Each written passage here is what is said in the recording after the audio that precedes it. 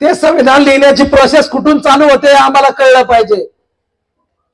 भारतात अस्पृश्यतेचे चटके सहन करणारा एक विद्यार्थी, ज्याला प्यायला पाणी मिळत नाही, आम्ही सांगतो, जे गोडवे आम्ही गात आलो, जे आमच्या आंदोलनात आलं, त्या विद्यार्थ्याला वयाच्या 8व्या वर्षी कळलं होतं की या देशात निसर्गातून मिळालेलं पाणी प्यायला सुद्धा संघर्ष करावा लागतो आणि ते सुद्धा इथं नाकारलं जातं. म्हणजे इथं खऱ्या अर्थानं नव्या कायद्यांची गरज आहे हे त्याला 8व्या वर्षी कळलं होतं. आणि तोच विद्यार्थी अमेरिकेत शिकायला जातो तेव्हा त्यांनी माझी आत्मकथा जेव्हा लिहिली, त्या माझी आत्मकथा या पुस्तकात ते लिहितात की मला माझ्या आयुष्यामध्ये समानता आणि चांगला समाज जर कुठे अनुभवता आला तर तो अमेरिकेच्या कोलंबिया विद्यापीठात अनुभवता आला.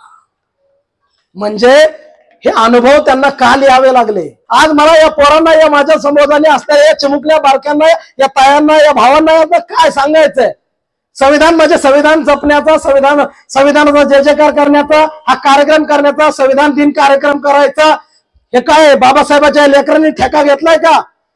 फक्त तुमच्याच बापाचं रक्षण करतंय का संविधान? ह्या देशातल्या प्रत्येकाचं रक्षण हे संविधान करतंय.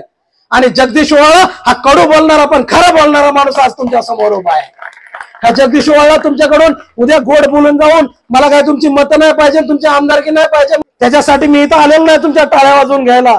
मला तुम्हाला या ठिकाणी सांगायचंय की तुम्हाला फक्त रस्त्यावरच्या लढाया करण्यासाठी तुमचा जन्म झालेला नाहीये, तर या बापाने सांगितलं तुम्हाला मोक्याच्या जागा मारता आल्या पाहिजे आणि तर तुम्हाला संविधानाचा अधिकार आहे. इथं संविधान जगण्यासाठी, वाचवण्यासाठी मोर्चे तुम्ही काढणार, रस्त्यावरती तुम्ही लढणार, केसेस तुमच्यावर होणार आणि या संविधानाचे खरे लाभार्थी कोण आहेत ह्याचं तुम्हाला आकलन झालं पाहिजे. हे बाबासाहेब का सांगतात हे आम्हाला कळलं पाहिजे. आणि हे परदेशात गेलेले बाबासाहेब आम्हाला पोरांना सांगायचे. हे काय एका जातीतले मोटिवेशनल सिम्बॉल नाही आहेत, इथल्या प्रत्येक माणसाला बाबासाहेब आंबेडकर मोटिवेशनल सिम्बॉल आहेत. आणि तेच मोटिवेशनल सिम्बॉल बाबासाहेब मी नव्या अँगलने